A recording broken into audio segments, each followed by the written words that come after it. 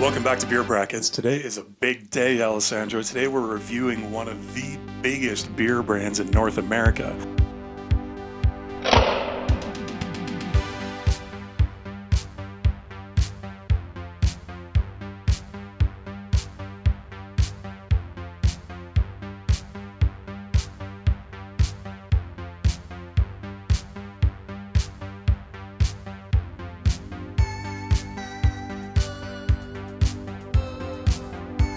So we're going to do a full review on Coors Light. We're going to do a Coors Light can versus bottle, and we're going to have an Inside the Brackets too, where we poke into some really cool, fun facts about this very, very popular and very tasty beer. My friend, are you ready? First of all, actually, I have a much more important question than are you ready? Are your mountains blue? Let me see. It looks like they're blue, my friend. It looks like they're blue, so I think we're good. I think we're good. So your beer is cold certified. Well, man, this brewery is extremely, extremely interesting. And there's actually a bit of a long story that goes along with what's currently known as Molson Coors. So Adolf Coors, my friend, I don't know if you've heard that name before, but he's a little bit of a legend in the brewing industry. So he came to the United States as a penniless immigrant from Germany back in 1868 with a dream of becoming a brewer. Funny story, his grandson, actually Adolf Coors III, was very unceremoniously and unfortunately murdered in a kidnapping gone wrong in the 1960s, ending the Adolf bloodline. Wow. I know. Crazy, crazy story. So in 1873, Adolf founded what was then known as, the Adolf Coors Company in Golden, Colorado. That operated till 2005, when it merged with the Canadian beer giant Molson to become what we currently know as Molson Coors. We have reviewed quite a few beers in our time here in Beer Brackets, and we've tackled some major beer brands. But this one is a first, and I'm excited. It's going to be fun, my friend. It's going to be fun. I really don't know what to think about this. You know, it's a very popular beer for sure, and I'm sure there's a lot of opinions out there. So we'll see. We'll see what we can that's the thing. come up. Can we do it justice? Yeah. Can we do it justice? I'm sure there's going to be a lot of opinions. You're absolutely right, man. There's going to be a lot of opinions on this video. A lot of people are real diehard Coors Light fans, drink it regularly and swear by it. We're going to try and do it justice the best that we can. My friend, let's crack them open and let's get this review started. Let's do it. Should note, the Coors that I have, actually, that I get up here in Canada, is brewed in New Brunswick by Molson. So the Canadian Coors is actually different than what you get down in the US. It's supposedly the same recipe, but brewed in different locations. All right, let's pour this baby out. If nothing, it's a damn pretty looking beer in a glass, I'll give it that. Aroma, cheers. Let me know what you think. Okay, well, it's really nice, actually. This is interesting. There's actually way more aroma than I was expecting. I know, right? You don't get so much of an aroma out of the can or out of the bottle, but when you pour it out. Yeah, absolutely. I will be completely honest. I'll say Please that, let's say what I smell first. I smell almost like a banana character, different than the ones you get in Belgian or Weiss, Weiss beers. But definitely like a little bit of a banana, synthetic banana. Synthetic banana. I don't know if you've ever had them, like those banana candy that have like this very, very chemical banana flavor. 100%. Like, that's kind of like what I associate. That's exactly what I thought when you said synthetic banana. I thought of those candies. 100%. Yes. Yeah. No, that's a perfect descriptor. And a little bit of malt in the sense of sweetness. Hops, I kind of have to imagine them. Yeah. But I'll be honest, like it's not my favorite kind of combination of aromas. Okay. So I don't think I can give it a full point here, my friend. I'm sorry. I think I'm gonna stick with a 0 here to start. And I'm sorry. I apologize. Whoa. What do you think? You're going 0? Damn. Oh, wow. Yeah, I know. It's not inviting me. So maybe pouring it in the glass was the mistake. Maybe pouring it out had an effect. Wow, 0 off the bat. I was not expecting that. You know what? Maybe, and I'm really interested because I know you're reviewing the can and I have it out of the bottle. So this can versus bottle is going to be coming up next on the channel. I'm really interested to see. And maybe the bottled version is a little bit more aromatic because I do generally drink Coors out of a can when I have it. So I rarely have it out of the bottle. So the bottle might contribute a little bit to that, but it actually has a really nice aroma for me. I'm really enjoying it. While you were talking, I'm just sniffing. I'm like, this is really, really nice. You're right. There is like a synthetic sort of fruitiness there, like a candied banana. Surprisingly strong maltiness that I'm getting off this too. It's definitely not like what you would call balanced, as we refer to with other beers. It's you can definitely tell that whatever you do smell is kind of like spiky and really standing out. I don't know, man. I would give this, like, as far as lagers go, I think I'm gonna go with a 1.5, a 1.5, a 1.5 on 3. I think is a fair score, I think, for this. So now we get into the taste, which I am excited about because, of course. So cheers. Cheers to you, my friend. Cheers. And let me know what you think of the taste of the beer descendant of Mr. Adolf Coors. The taste is actually interesting because you get that initial sweetness. You get a good amount of acidity. Yeah. It definitely conveys like that sensation of coldness. Yeah. I don't know how to better explain it. It's not part of the taste. It's probably more of the mouthfeel. But I had to mention it because it does it well. There's not too much of a sense of bitterness. No. And without going too much into the finish, I would say it hints to a little bit of hops. Yeah. But like that's probably the best that I can say. Yeah. I think I'm going to give it a 1. Okay. I think a 1 is a fair score here. Like it's very clean. Yeah. It's very, there's not much in any direction, but what is there is very crisp and clean. So 1 is what I think. What do you think? I think crisp and clean is the perfect way to describe it. And this beer is meant to be something that's sessionable, something that's really refreshing, something that's easy to kind of bring to a party and drink 7 of over the course of a night and not feel any worse for wear. So it is what it is. If you're comparing it against other lagers, like you said, the taste is very muted. There's not too much there. There's a little bit of maltiness, a little bit of hop presence that's there, but everything that is there is very kind of under a blanket of carbonation and kind of, hidden by the mouthfeel or by the temperature. Yeah, when you say like serve it really, really cold, the cold does mute the taste a little bit. I'm going to go with, I'm a little torn here.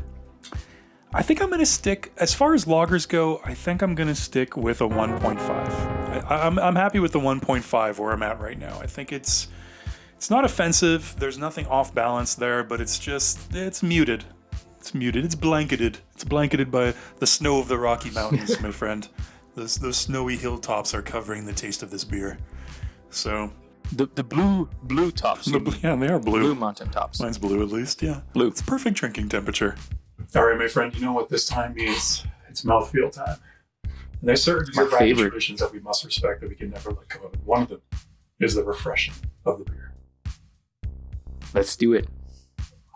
The carbonation. I can't believe we started off with a 0, man. It's like. No, that shook me. Yeah, I'm sorry. It shook me.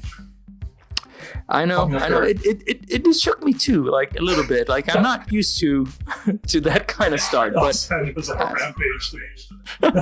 What do you think of the mouthfeel?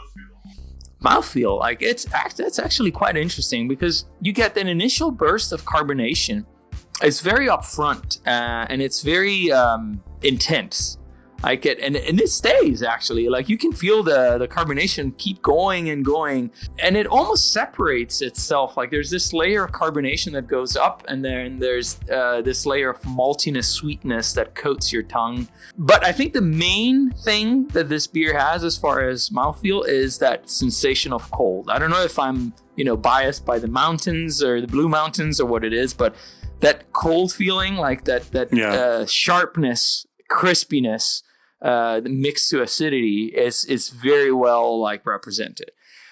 I think I'm gonna stick to a 1. I don't think it's enough for me to bump it up. Like it's well made, but I don't know. I feel like there's something missing, some elements. It's just like I feel like the basics of a lot of things, which probably is what this beer is. It's just like for me, it doesn't speak to me in that way, and I'm sure it does for some people, which is totally fine. What do you think? Totally.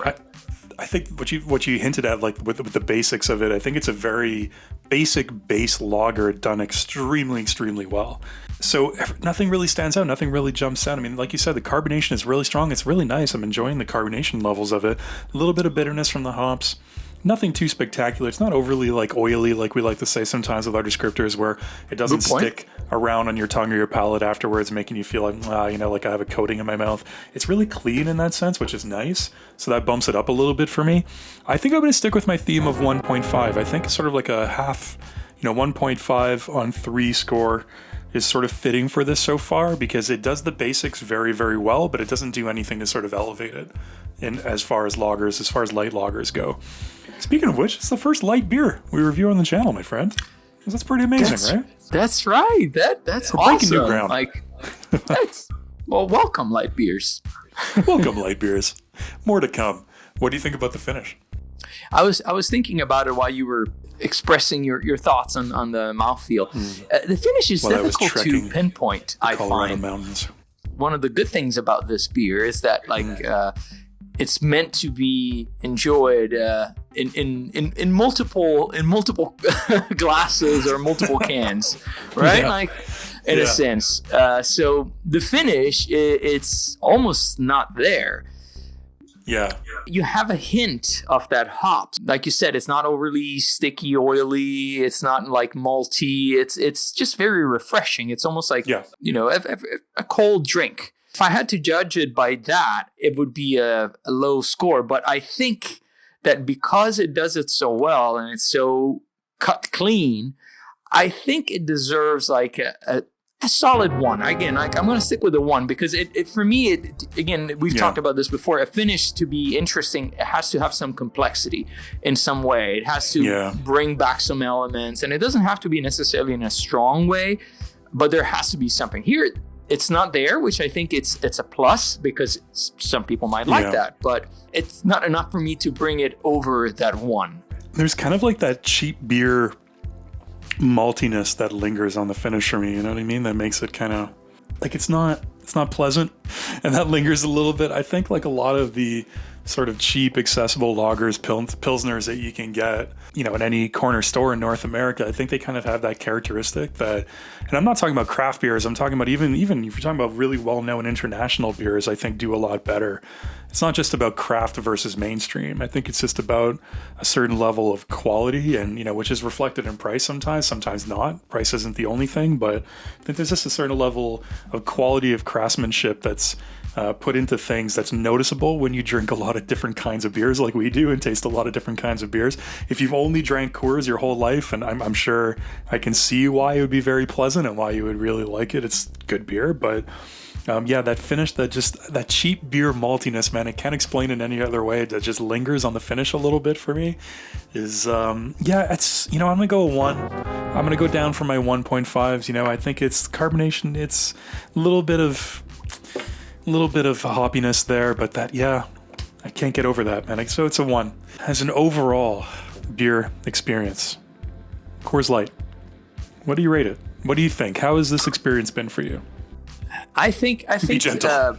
It's been an experience, because I'll be honest, this is a beer that I don't have or order often. Yeah. So revisiting it here with you today in this setting, puts a different light on it, and it shows things that I might not have paid attention to before. So I'm very happy actually that we are doing this. And I think that actually, thinking overall, it has its place compared to other light beers that I've had. This one here stands in the sense that it is very clean. A lot of people might not like that. I can see that there's also a lot of people that like it because of that. So I think a 1 here as an overall experience. Also looking at my score is fair and square. What do you think? Yeah, fair enough. You know what I think?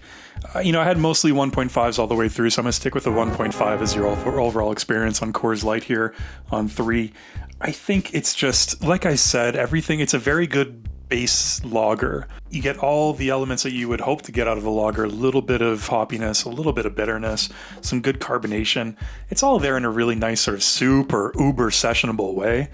But there's just nothing that sort of elevates it to a point where it's it's as enjoyable as some other really good lagers that I've had. And some really good accessible lagers. All right, everybody, calculating our final scores after reviewing Coors Light. For myself, it came out to a 2.33 on 5, which in our rating system is a nice beer. It's a good beer. It's a beer. For Mr. Alessandro, who was on a rampage today, it came out to something a little lower. It came out to 1.33 on 5, which in our rating system means it's beer. It's a beer. It's a beer. Thank you so much for joining us, everybody. This was so much fun, man. I don't know about you, but I've wanted to review this one for a little while. I've drank enough of it in the day that, like, it had to be featured on the channel. We had to talk about it. Guys, let us know down below, what do you think about Coors Light? Were we a little bit too harsh with it, with our scores? Did our scores make sense? Were they justified? What would you have given it? Is it your favorite of the light beers? Let us know. And if you're extremely angry by this review and you think we were way too harsh, let us know too. We'd love to hear it.